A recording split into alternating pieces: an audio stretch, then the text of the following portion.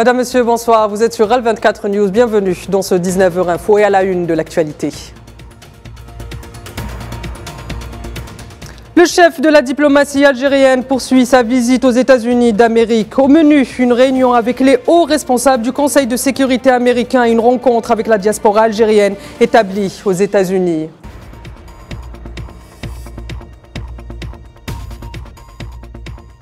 Sommet extraordinaire de la CEDEAO, une déclaration finale est adoptée. Le point dans cette édition.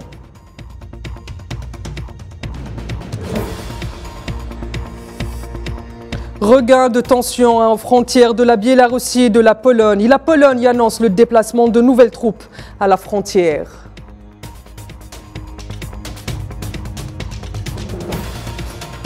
À quelques jours du 15e sommet des BRICS, le rôle des monnaies locales dans la promotion du commerce inter-BRICS plus que jamais d'actualité.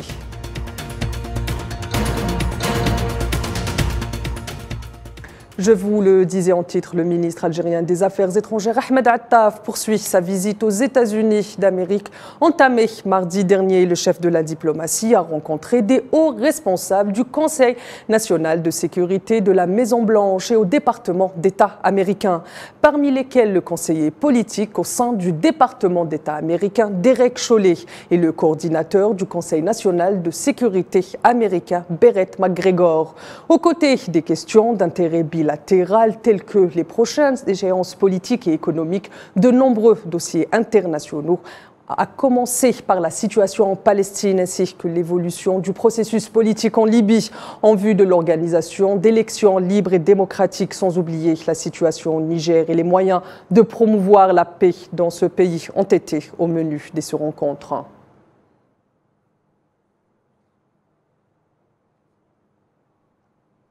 Ahmed Attaf a également rencontré le président du groupe d'amitié parlementaire entre les États-Unis et l'Algérie, Troy Nels, avec lequel il a échangé sur le développement des relations bilatérales et les perspectives de renforcement du partenariat entre les deux pays dans divers secteurs à travers l'implication des députés américains dans ce processus. Les deux hommes ont également discuté du projet de visite que devraient effectuer les députés du groupe en Algérie en mois de novembre prochain. Le chef de la diplomatie algérienne a par ailleurs animé une rencontre avec des membres de la communauté algérienne établie aux États-Unis, auquel il a fait part des intérêts du président algérien Abdelmajid Tebboune à renforcer la place de la diaspora nationale et au renforcement des liens qui les attachent à leur patrie à travers une série de mesures qu'il a entreprises en leur faveur. La rencontre a également constitué une occasion pour Ahmed Attaf d'informer l'assistant sur les résultats de sa visite aux États-Unis.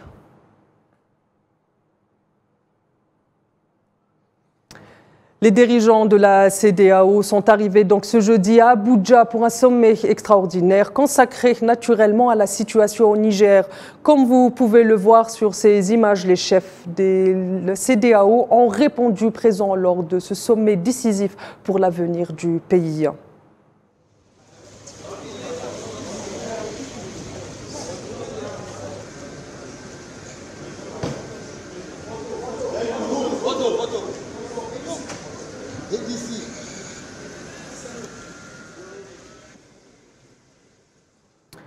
Les dirigeants de la CEDEAO, une nouvelle fois donc en conclave à Abuja pour tenter de trouver une solution à la crise institutionnelle que traverse le Niger.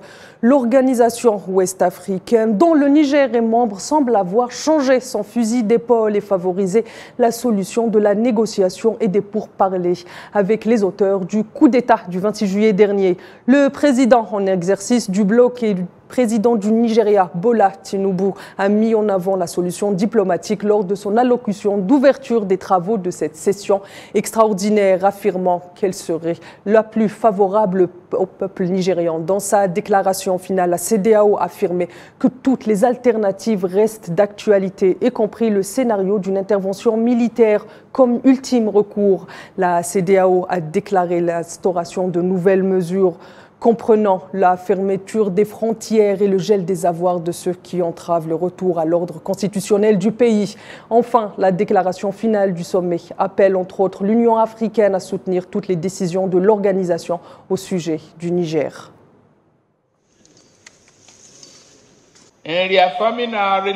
Réaffirmons notre engagement sans relâche en faveur de la démocratie, des droits de l'homme et du bien-être du peuple nigérien. Il est crucial que nous donnions la priorité aux négociations diplomatiques et au dialogue comme fondement de notre approche.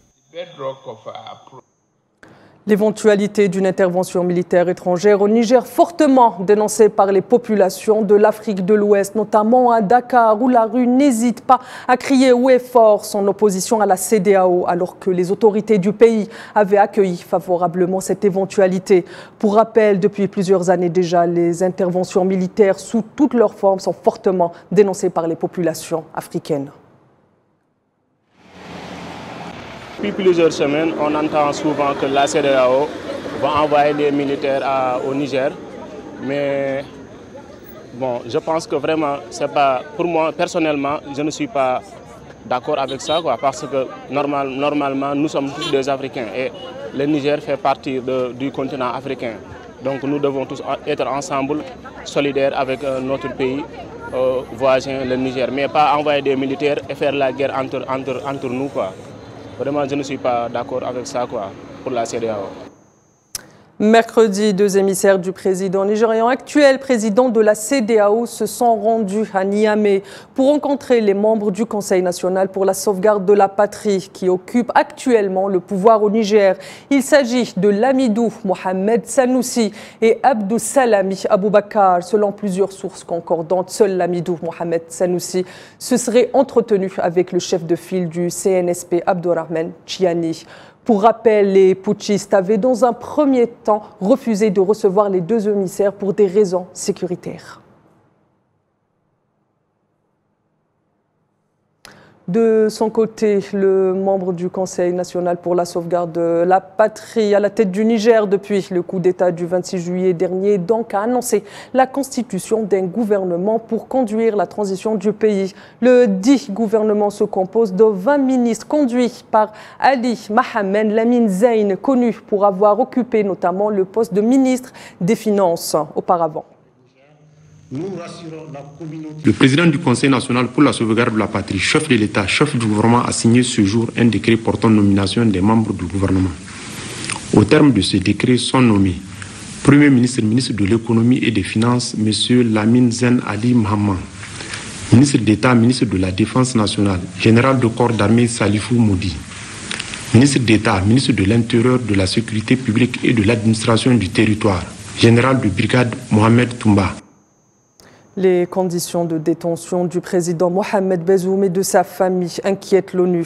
Dans un communiqué publié mercredi par un des porte-parole de l'organisation, déclare, je cite, le secrétaire général de l'ONU, Antonio Guterres, est très préoccupé par les conditions de vie déplorables du président nigérien Mohamed Bazoum et de sa famille en détention arbitraire. Fin de citation. Des conditions également déplorées et dénoncées par le parti du président Bazoum. Le PNDS Taraya affirme que ce sont des conditions cruelles et inhumaines. Le bras de fer entre la France et le CNSP se poursuit quand l'un accuse, l'autre dément. La France, par la voix du Quai d'Orsay, vient de démentir les allégations des militaires au pouvoir au Niger, affirmant, je cite, « Aucune attaque contre un camp nigérien n'a eu lieu et les mouvements d'avions effectués aujourd'hui font partie d'un accord précédent avec les forces du Niger ». Les tensions sont toujours aussi palpables entre le Mali et la France. Les autorités de la transition malienne ont annoncé la suspension des délivrances des visas aux ressortissants français. Et ce, une semaine après que la France ait classé le Mali en zone rouge en raison de, prétend-elle, de fortes tensions régionales.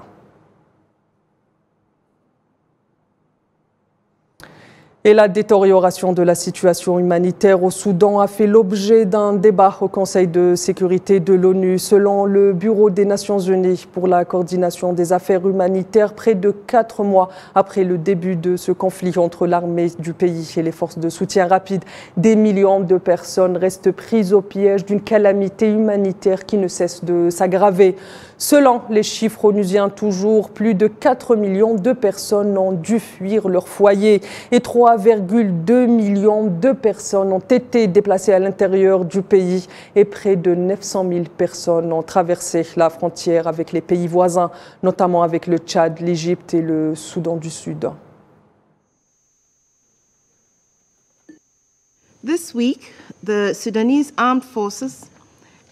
Cette semaine, les forces armées soudanaises et les forces de soutien rapide ont toutes deux ordonné aux habitants de quitter leur maison dans une partie d'Omdurman, la déclarant zone d'opération. Les partis ont infligé d'énormes souffrances à la population de la région du Darfour. Les combats dans le Darfour continuent de rouvrir les vieilles plaies des tensions ethniques, des conflits passés dans la région. Les violences brutales vécues à Al-Jenaïna et Sirba sont des exemples particuliers de cette situation. Ceci est profondément préoccupant et pourrait rapidement plonger le pays dans une situation prolongée de conflits ethniques avec des retombées régionales.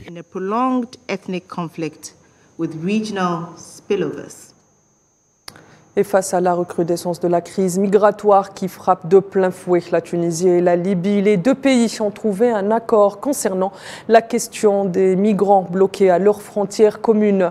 Les deux pays ont annoncé jeudi s'être entendus pour se répartir l'accueil des migrants subsahariens bloqués près du poste frontalier de Rechdir. La Tunisie souligne que le besoin d'une coordination des efforts pour trouver des solutions qui tiennent compte des intérêts des deux pays. À noter que le transfert d'un groupe de migrants a eu lieu mercredi dans des centres d'accueil à Tataouine et Mednine avec la participation du Croissant Rouge tunisien.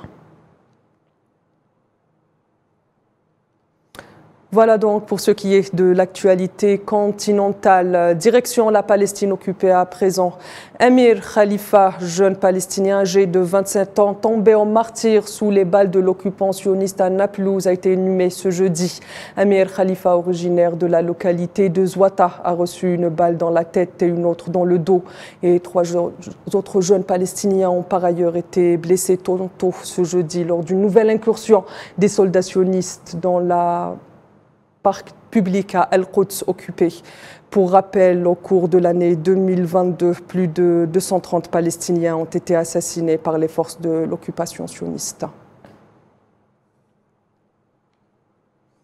Et les tensions sont montées d'un cran le long de la frontière entre la Pologne et la Biélorussie. Varsovie a mobilisé 10 000 soldats supplémentaires dans la zone. C'est ce qu'a annoncé le ministre de la Défense polonais. Moscou, de son côté, dénonce le renforcement de l'OTAN à ses frontières. Les détails avec Safwan Ben Sabri. Dans le contexte du conflit ukrainien, la défense polonaise a mobilisé 10 000 soldats supplémentaires le long de sa frontière avec la Biélorussie. Varsovie se met sur le pied de guerre à titre dissuasif en cas de menace venant de sa frontière orientale. La réunion d'aujourd'hui vise à s'assurer que nous sommes consolidés et prêts à repousser les provocations du côté biélorusse. Nous sommes tous conscients que la Biélorussie aujourd'hui, sur le plan militaire, fait partie de l'empire russe reconstruit. Donc ces attaques hybrides contre la Pologne sont certainement coordonnées par le Kremlin. En outre, Varsovie accuse la Russie et la Biélorussie d'orchestrer un nouvel afflux de migrants vers l'Union européenne. Les gardes-frontières polonais en auraient déjà arrêté 19 000 depuis le début de l'année. La Pologne est un pays membre de l'OTAN, tout comme la Finlande, nouvellement membre du traité nord-atlantique. La Suède pourrait aussi rejoindre l'organisation militaire. L'élargissement du bloc de l'OTAN a été dénoncé par Moscou, qui fustige le doublement de ses frontières terrestres avec l'OTAN. Les menaces à la sécurité militaire de la Fédération de Russie se sont multipliées dans les directions stratégiques ouest et nord-ouest. Un facteur déstabilisant sérieux est l'adhésion de la Finlande à l'OTAN. Et à l'avenir, la Suède également. Sur le territoire finlandais, il est probable que des armes de frappe supplémentaires de l'OTAN soient déployées, capables de frapper des cibles critiques dans le nord-ouest de la Russie à une distance considérable. Pour Moscou, Washington, à défaut de chercher une solution pacifique, contribue à intensifier le conflit ukrainien. Le ministère russe de la Défense a affirmé ce jeudi avoir abattu 13 drones, 11 près de la Crimée. 2 autres se dirigeaient vers Moscou ont quant à eux été abattus à Sébastopol. La défense russe a par ailleurs indiqué que les attaques de ce genre se sont multipliées ces derniers jours. Coopération entre l'Algérie et la Russie qui s'accentue dans le secteur minier. Le ministre algérien de l'énergie et des mines, Mohamed Akrab, s'est entretenu ce jeudi par visioconférence avec les responsables de 2 compagnies russes dans ce domaine. Il s'agit de l'Institut de recherche Karpinski et de Géotech spécialisé dans l'exploration des hydrocarbures et minières. Les discussions ont abordé les opportunités de coopération bilatérale dans le domaine de l'exploration et l'exploitation minière, mais également les possibilités de partenariat dans le domaine de la recherche scientifique, entre autres. Le prochain sommet des BRICS à Johannesburg se penchera sur l'un des axes économiques les plus clivants. Depuis le début du conflit militaire en Ukraine et les sanctions affligées par l'Occident à la Russie, les échanges inter-BRICS en monnaie locale pourraient constituer une nouvelle alternative à l'utilisation des États-Unis du dollar comme arme de coercition. Khardin Batash. Il sera sans aucun doute l'un des axes stratégiques du prochain sommet des BRICS, prévu du 22 au 24 août à Johannesburg en Afrique du Sud. L'utilisation des monnaies locales dans les échanges commerciaux inter-BRICS, une position qui surfe sur la vague de la dédollarisation, une vague qui risque de se transformer en une lame de fond, emportant avec elle l'hégémonie du billet vert sur l'économie mondiale. Via son bras financier, la New Development Bank, le groupe des BRICS entend donner un coup d'accélérateur à ce mouvement dont la réflexion a été exacerbée par les sanctions économiques et financières occidentales contre la Russie. Ce que nous avons dit et nous continuons à approfondir, c'est le commerce dans nos devises locales et le règlement de devises locales. Cela s'inscrit dans le cadre de la promotion de l'accord sur la zone de libre-échange continentale africaine. Les BRICS ont donc lancé un processus qui a été accéléré à la suite du conflit, à la suite des sanctions unilatérales, y compris des sanctions financières que les pays souhaitent. L'époque d'un monde centré sur le dollar est révolue, c'est une réalité. Même si la NDB continue de considérer le dollar comme sa monnaie de fonctionnement, les craintes liées aux manœuvres économiques unilatérales exercées par l'Occident et les États-Unis dans le cadre de conflits géopolitiques poussent les pays des BRICS à vouloir se doter d'un pare-choc pour contenir les effets néfastes d'éventuelles sanctions de ce genre. L'élargissement de l'espace des BRICS à de nouveaux pays adhérents pourrait lui permettre de consolider les chances du groupe quant à une généralisation des échanges commerciaux libellés en monnaie locale. Recent sentiment was really precipitated by the sanctions against Russia. Le sentiment récent a été précipité par les sanctions contre la Russie pour la guerre en Ukraine et en particulier par le gel des avoirs de la Banque centrale russe parce que les gens pensaient que les États-Unis pourraient utiliser le dollar comme une arme pour s'attaquer à quelque chose d'aussi essentiel au bien-être d'un pays que ses réserves, qu'ils l'ont fait plusieurs fois. Ils l'ont fait contre l'Afghanistan, ils l'ont fait contre l'Iran, mais de la manière la plus dramatique contre la Russie. Et donc les gens cherchent à dire qu'est-ce que nous pouvons faire d'autre ? Comment nous protéger et comment nous assurer qu'aucun pays ne peut réellement être dans cette position de faiblesse.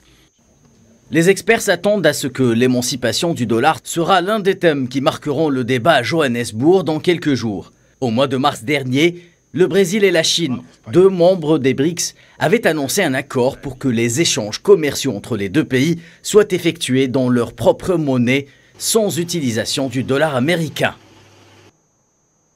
Et la guerre commerciale entre les États-Unis et la Chine se poursuit. La Chine a protesté fortement contre la décision américaine d'instaurer de nouvelles restrictions aux investissements américains en Chine décrétées jeudi par Joe Biden. Les restrictions en question concernent la mise en place d'un mécanisme de filtrage des investissements sortants ainsi que des investissements des entités américaines dans les secteurs des semi-conducteurs et de la microtechnologie. Des technologies d'information quantique et de l'intelligence artificielle en Chine. Madame, Monsieur, c'est ainsi que s'achève ce 19h Info. Je vous donne rendez-vous à 20h45 pour le 24h Afrique. Et évidemment, l'info continue sur l'ensemble de nos plateformes digitales. À tout à l'heure.